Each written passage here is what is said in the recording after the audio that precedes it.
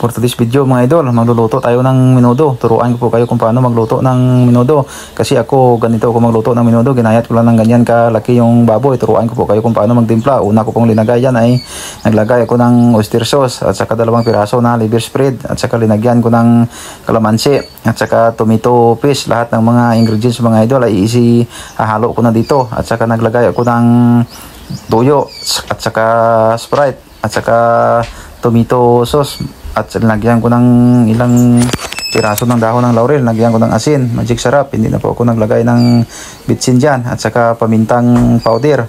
Masarap to mga idol pag ganyan ang estilo sa pagluluto ng menudo kasi yung kanyang mga ingredients pinagsama-sama ko na. I-marinate ko lang yan ng 2 oras pero mas maganda mga idol pag mga 5 oras mo i-marinate.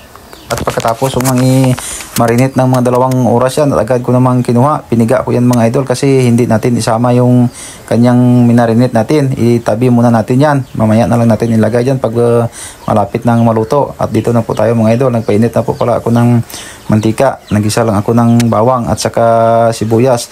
At saka inilagay ko na yung ating baboy. At saka piniga ko ulit yan mga idol bago ko inilagay sa ating kardero kasi may natira pang mga sauce. At saka halu-haluin lang po natin ng maigi.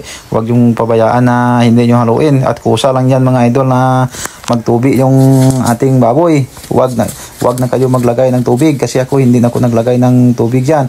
At saka hinalo-halo ko ulit para magpantay yung kanyang pagkaluto kasi yung nasa ilalim pag hindi mo yan hinalo-halo magdidikit dyan. At saka naglagay nga pala ako ng atswiti powder dyan. Binabad ko sa tubig. Saka linagay ko na yung ating carrots kasi malambot na yung ating baboy. Mga 15 minutes na pagluluto ko yan mga idol o kaya mga 20 minutes bago ko linagay yung ating mga carrots at saka patatas at nagdagdag nga pala ako ng Sprite dyan at saka linagay ko na yung ating atay. Naglagay nga pala ako ng atayan mga idol kasi yan po ang sampat sa ating menudo. Hindi ko isinabay sa gisa yan at saka minarinate kasi pag isinabay mo yan sa gisa matigas yan mga idol. Kaya pinahuli ko lang yung ating atay. At naglagay na ako ng disantis, pasas at saka peanut butter. Tapos halu-haluin lang po natin mga idol para yung ating peanut butter mag-absorb na dyan sa ating sabaw at saka takpan. At pagkalipas ng 5 minutes na pinakuluan ko yan mga idol parang luto na dyan.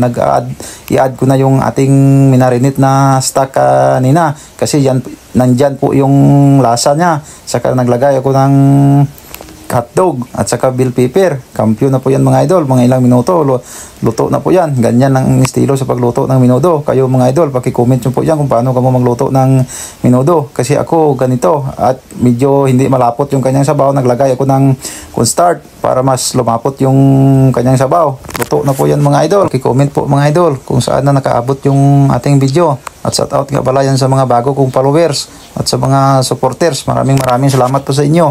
Bye bye.